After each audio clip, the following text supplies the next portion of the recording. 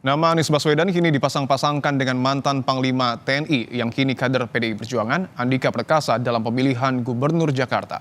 Pasca sinyal Ridwan Kamil diusulkan kembali ke Pilgub Jawa Barat, Koalisi Indonesia Maju masih mencari sosok yang pas untuk menghadapi Anies.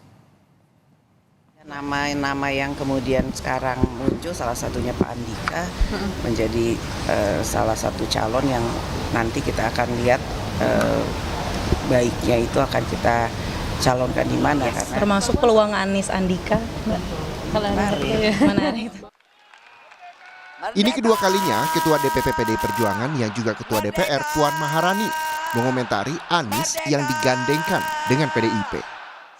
Nama Andika Perkasa, mantan Panglima TNI yang kini kader PDI Perjuangan, muncul di tengah Partai Banteng mencari sosok kuat untuk bertarung di pemilihan Gubernur Jakarta. Tapi PDIP menyodorkan Andika sebagai calon gubernur, bukan wakil gubernur. Prioritas pertama Pak Andika memang untuk calon gubernur DKI, karena PDI Perjuangan tidak bisa sendiri, tentu perlu menggait partai-partai yang ada di Jakarta. Namun ini masih proses awal. Salah satu partai yang diajak bicara PDIP adalah Partai Kebangkitan Bangsa. Kebetulan, PKB saat ini memberi sinyal tak gembira dengan manuver Partai Keadilan Sejahtera yang mengunci pasangan Anies dengan Sohibul Iman, Wakil Ketua Dewan Syuriah PKS. Padahal PKB adalah partai pertama pengusung Anies, namun menyerahkan wakil kepada Anies di Pilgub Jakarta. DKI kan mintanya Anies, ya, tentu kita akan pertimbangkan lebih banyak, tapi kita masih akan cek soal wakil. Dan sampai hari ini kita lagi memantapkan siapa pasangan Anies. Tapi kan PKS kemarin sudah mengusulkan Mas Anies dengan Pak Sohibul. Nah ini melihatnya kalau PKB gimana, apa masih bisa berubah? Itu versi PKS kan, kami punya versi juga.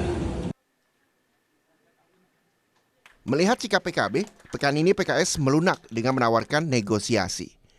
PKS tak mau kehilangan kebersamaan dengan PKB mengusung Anies. Apalagi PKB dan PKS bersama Nasdem adalah pengusung Anies Muhaimin di Pilpres 2024. Saya tidak mendengar kata-kata tidak niat gitu ya, yang berkatakan bahwa itu ada versi PKS dan PKB punya versi yang lain. Ini bagian dari dinamika yang terus berjalan.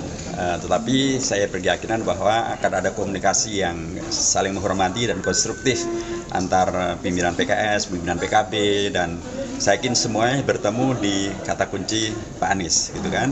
Dan tentu semuanya juga ingin menang. Sementara PDIP dalam rekomendasi tertutup pada Rakernas lalu memang santer. Dikabarkan tertarik pada Anies untuk dipasangkan dengan kader Partai Banteng. Dan hitung-hitungan analis politik, Anies dan Andika sudah kuat untuk bisa menang di Pilgub Jakarta. Kalau misalnya mau menggabungkan Anies sama Andika itu sangat masuk akal dari berbagai sisi. Pertama dari sisi elektoral, itu bisa menggabungkan kekuatan elektoral dari Mas Anies dan basis atau kekuatan dari basis PDIP plus Pak Andika. Kita tahu bahwa ceruk suara Pak Andika dengan curug suara Pak Anies itu kan kita asumsikan berbeda. Dan kalau kita mau referensikan ke Pilpres lalu, kalau Anies Andika digabungkan itu seolah-olah menggabungkan 01 sama 03 kan. Kemudian dari sisi elektoral, dari sisi elektabilitas ya. Kemudian juga dari segi kapabilitas juga menarik. Ini dua-duanya tokoh nasional yang potensial untuk menjadi pemimpin masa depan pemimpin nasional ke depan. Apakah PDIP nanti kalau betul-betul mencalonkan Andika, apakah PDIP akan betul-betul all out gitu menggerakkan semua basisnya? Okay. Karena basis PDIP sementara ini kan masih terpecah ke beberapa calon gitu. Elektabilitas Anies di Pilgub Jakarta dalam sejumlah jajak pendapat memang unggul cukup jauh. Membuat lawannya, Koalisi Pemenangan Pilpres berupaya keras mencari sosok lawan Anies. Setelah sinyal Golkar tak memberi restu Ridwan Kamil untuk maju di Jakarta. RK yang Gubernur Jawa Barat 2018-2023 diminta Golkar meneruskan di Jawa Barat pada 2024-2029.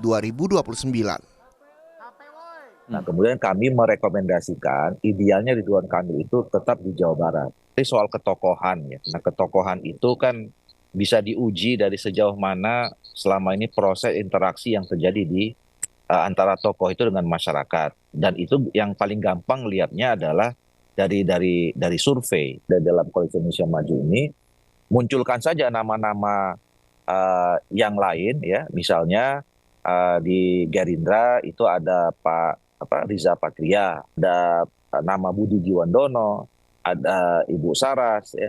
Nah, kemudian juga di PAN saya kira bisa aja dimunculkan nama-nama seperti Eko Patrio.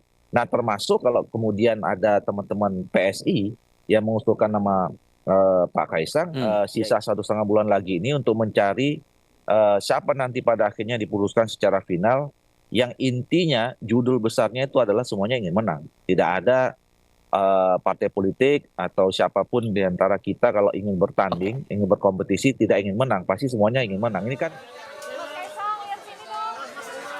Nama Kaisang putra bungsu Presiden Joko Widodo memang populer di kalangan elit politik. Apalagi Kaisang yang kini berusia 29 tahun sudah menjadi Ketua Umum Partai Solidaritas Indonesia dan memenuhi syarat maju di Pilgub Jakarta. Dan sang kakak wakil presiden terpilih, Gibran Rakabuming Raka, beberapa waktu lalu membagi-bagikan buku kepada warga Setiabu di Jakarta Selatan. Wilayah ini pada 2017 adalah salah satu lumbung Anies memenangkan Pilgub Jakarta. Tim Liputan, Kompas TV.